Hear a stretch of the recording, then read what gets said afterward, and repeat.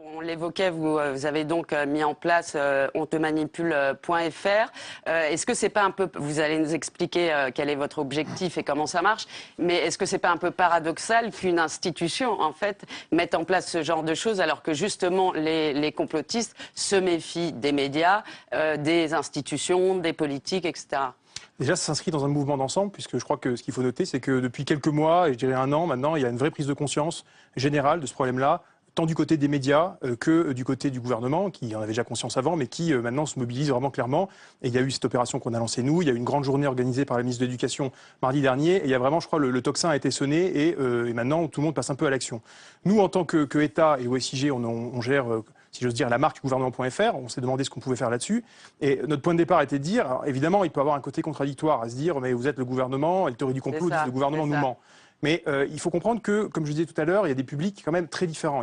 C'est pas noir ou blanc. Il n'y a pas d'un côté des gens totalement dans le complot et de l'autre le gouvernement. Il y a toute une nuance de public sur Internet avec, d'une part, des personnes qui ne sont pas des enragés du complot, mais qui peuvent relayer ces contenus de temps à autre, des personnes qui s'interrogent sur le sujet, des gens qui tout simplement ne sont pas là-dedans, mais qui un jour pourraient y être confrontés. Et le but de cette opération, c'était justement de s'adresser à tout ce public énorme qui est entre les deux extrêmes, je dirais, et avec un but à la fois de sensibiliser, de faire prendre conscience aux gens qui ne connaissent pas ça, de dire attention, ça existe. C'est ça, donc vous définissez, voilà. Vous donnez une définition. Donc on donne une définition, on donne des outils pour identifier ces théories du complot, et puis notamment pour parler plus à la partie de la population qui serait déjà, notamment les jeunes, qui seraient susceptibles d'adhérer à certaines de ces théories, on passe par le biais de l'humour, avec sur le site toute une direction artistique qui et il y a eu un clip de Kevin Razi, qui est un humoriste très connu sur, sur Internet, youtubeur, Dailymotionneur, et qui a fait l'objet d'une polémique, puisqu'il a participé à une émission avec des conspirationnistes. Donc ça fait tâche, ça. Comme il a dit lui-même, c'est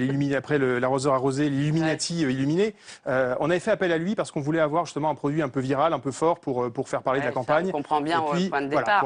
Pour aller toucher notamment les jeunes, avec toujours l'humour pour désarmer, comme disait Thomas Huchon, c'est important puisque d'abord il y a une réticence. Casser avec l'humour le problème qu'il peut avoir, enfin la barrière qu'il peut avoir entre les jeunes, etc. et l'État.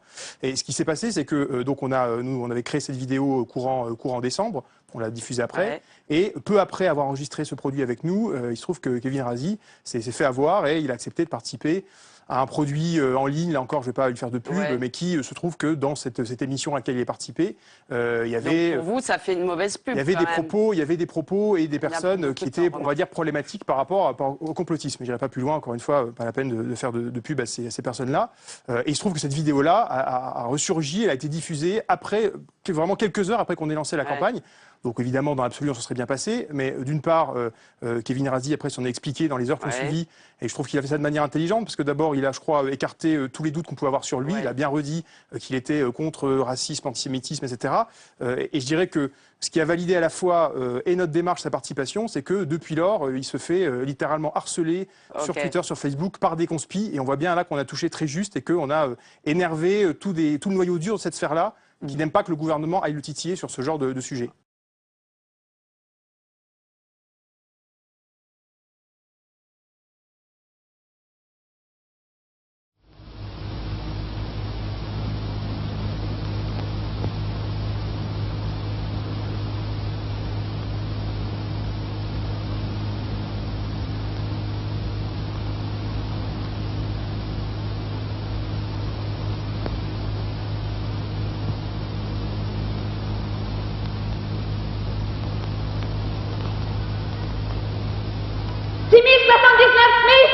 Ouvrez les yeux!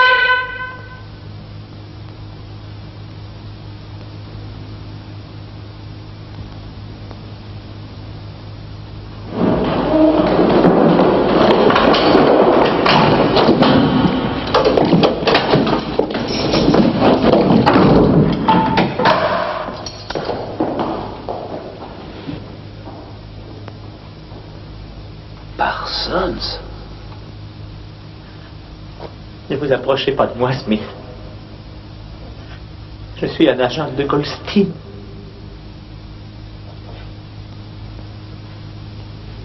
Je l'ignorais moi-même. Le crime par la pensée est si insidieux. Il s'infiltre sans même qu'on le sache.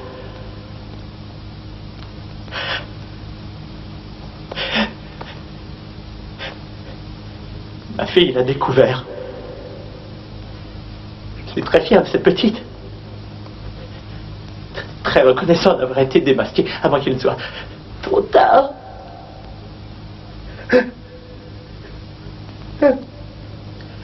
Ils ne me fusilleront pas, n'est-ce pas, Smith? Je sais que je pourrais rendre service dans un camp de travail.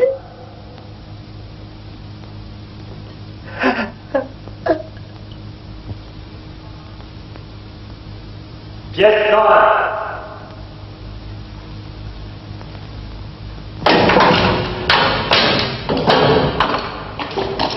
Non. S'il vous plaît.